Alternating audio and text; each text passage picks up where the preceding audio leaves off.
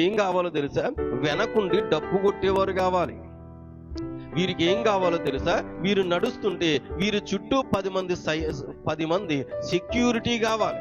వీరు నడుస్తుంటే వీరి మీద పూలు పడతా ఉండాలి. వీరు నడుస్తుంటే ప్రియులారా, వీరు ముందు వెనక ప్రజలు తండోపతండాలుగా నడవాలి. వీరు వెళ్ళి నిలబడితే చాలు ఆ ప్రాంతంలో వీరికి సన్మానాలు సత్కార్యాలు చేసి వీరిని ఏం చేయాలనంటే ఎక్కువగా ముఖస్తుతి చేసి పొగుడుతూ ఉండాలి. ఇలాంటి వారు అనేక మంది లోకంలో కనిపిస్తా ఉన్నారు. ఈ రోజు నేను అంటున్నాను, అబద్ధ ప్రవక్తలను గురించి స్థిరమైనటువంటి విశ్వాసి ఎలా ఉండాలి అని అంటే జాగ్రత్తగా ఉండాలి.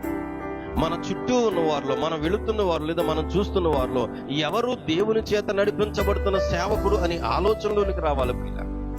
ఈ గారడీ చేస్తున్న సీమోను ఆ చుట్టుప్రక్కల ప్రాంత ప్రజలందరి మధ్యలోనూ ఎలాంటి ముద్రను వేశాడో తెలుసు. అక్కడ అంటున్నాడు, కొద్దివాడు మొదలుకొని గొప్పవాని మట్టుకు అందరూ దేవుని మహాశక్తి అనబడిన వాడు ఇతడే అని చెప్పుకొనుచు అతనిని లక్ష్య పెట్టి. జాగ్రత్తగా వినాలి. ఈ రోజు ఎలా చెప్పగలరు పాస్టర్ గారు అని అంటే,